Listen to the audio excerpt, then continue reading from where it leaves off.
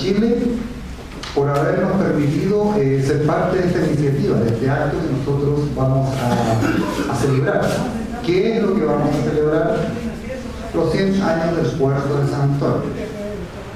Y justamente en esta instancia nosotros vamos a referirnos un poco a lo que es el presente, el pasado y la proyección futura de nuestro puerto de San Antonio, sobre todo haciendo hincapié, destacando la relación del puerto con la ciudad. Pero el hito más importante que determina el nacimiento como ciudad fue la colocación de la primera piedra bajo el gobierno de don Ramón Barros Luco, presidente de Chile en aquel entonces. Estamos viendo una escena de lo que fue la primera piedra. Esta foto fue tomada el 6 de mayo de 1912, es decir, un día después de la inauguración. Bueno, la primera acción laboral, llamémosle, el primer trabajo fue asociado a la extracción de las canteras para hacer los primeros rellenos que darían luego origen a los primeros muelles.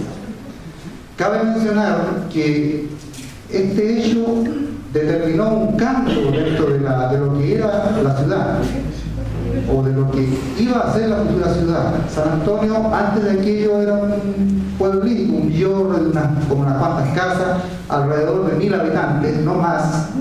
Pero este hecho determina una migración principalmente venía desde el ámbito rural, campesino, desde los pueblos aledaños, como Leida, Villa, Huangue, incluso de la sexta región. Y es así como esta posibilidad de nuevo horizonte laboral que se abría, permitió la llegada de gente de afuera. Ahí tenemos trabajadores, ¿no es cierto?, que trabajaron en las canteras de la extracción de las primeras piedras, para hacer las primeras obras del puerto, los primeros rellenos, los primeros muelles. ¿Ya? Ahí eso nos muestra un poco la apertura que se está haciendo hacia el camino a Cartagena. Y cuando San Antonio era caleta, no existía, ¿no es cierto?, vía hacia Cartagena, sino que todo se hacía por el lado oriente del Cerro Centinela. Sigamos. Ahí vemos otra escena ya del año 51. Sabemos que el puerto, las obras portuarias, el inicio de las operaciones del puerto con sus muelles, con el molo, con el espigón, comenzaron en el año 1918. Eso sí, que 6 años antes, en 1912, cuando se iniciaron las obras, se construyó el primer muelle por donde se empezaron a exportar los primeros productos ya en mayor volumen. Ahí vemos el acarreo de la piedra, ¿no es cierto? Vemos que aún existe la avenida Barros Luco, ¿ya? Poco a poco se fue carcomiendo el cerro de arena para dar origen a lo que es hoy el Paseo de Llamar y la avenida Barros Luco. Sigamos, por favor. Bueno, ahí tenemos la grúa Titán. Un monumento perdido, le llamamos nosotros. Porque esta grúa, ¿qué es lo que hizo? Fue colocar el paredón protector de rompeolas en el Molo Sur. Esos bloques que ustedes ven allí, esta grúa trabajó desde el año aproximadamente del año 1921 hasta más o menos 1984, es decir, más de 60 años operando y manteniendo el enrocado del molo, porque muchas veces había que sacar piedras, colocar debido a las marejadas que se producían. Sigamos. Bueno, aquí ya tenemos el puerto ya estructurado, ya esta foto del año 1920. ¿Ya? En el año 1920 ya se habían instalado en San Antonio las primeras compañías navieras. Y comienzan también a llegar más migración campesina, más trabajadores desde fuera, porque los habitantes que existían en esa época no eran suficientes para digamos, efectuar las labores que en ese entonces se hacían a puro pulso, a pura fuerza bruta, como se dice, y los únicos elementos mecanizados, llamémosle, la tecnología que había, se reducía solamente a los trenes y a las grúas que se movían en ese entonces a carbón y a vapor. Allí tenemos el muelle alto y una de las primeras grúas que comenzó a operar en San Antonio. Tampoco en ese entonces existían carreteras, no existían rutas carreteras hacia otras ciudades, interurbanas, ni interprovinciales, ni nada de eso. Todo el tráfico de mercancías desde un punto a otro del país se hacía a través de vía marítima, que se le llamó el transporte de cabotaje, es decir, el transporte de carga de un punto a otro en las costas del país. Bueno, la primera organización gremial que se creó en el puerto de San Antonio fue el gremio de grúas en 11 de noviembre del año 1922, ¿ya? Siendo las primeras grúas movidas a vapor. Ahí tenemos unos operadores operando una grúa donkey o grúa de tronco que le llamaban. ¿Sí? Allá tenemos las primeras grúas plumas fijas, ¿no es cierto?, esperando el embarque de cobre, ¿ya? Las grúas fueron consideradas como las llaves del puerto, porque eran las que permitían embarcar y desembarcar la carga. Era el único elemento mecanizado, junto con los ferrocarriles. Sigamos. Ahí ya grúas más modernas, que estas fueron una de las últimas grúas que operaron en San Antonio hasta el año 1999 más o menos, grúas de línea. Ese es el sector espigón del puerto. Sigamos. En el año 59, San Antonio ya estaba adquiriendo un prestigio como puerto, porque era considerado un puerto muy rápido, ¿ya? Sobre todo el gremio de grúa fue muy bien valorado en esa época, muy bien ponderado. En el año 1959, como les decías, el Estado de Chile compra una nueva maquinaria, porque por San Antonio se traía mucho cobre, carbón de cabotaje. Y este carbón principalmente se hacía, digamos, se desembarcaba y se llevaba a Santiago, porque ahí estaban ubicados los principales centros industriales. Entonces hubo un gran movimiento de carbón y por aquello se compró esta planta mecanizada que en un comienzo se le llamó planta carbonera, y ahí vemos la piscina donde se depositaba el carbón.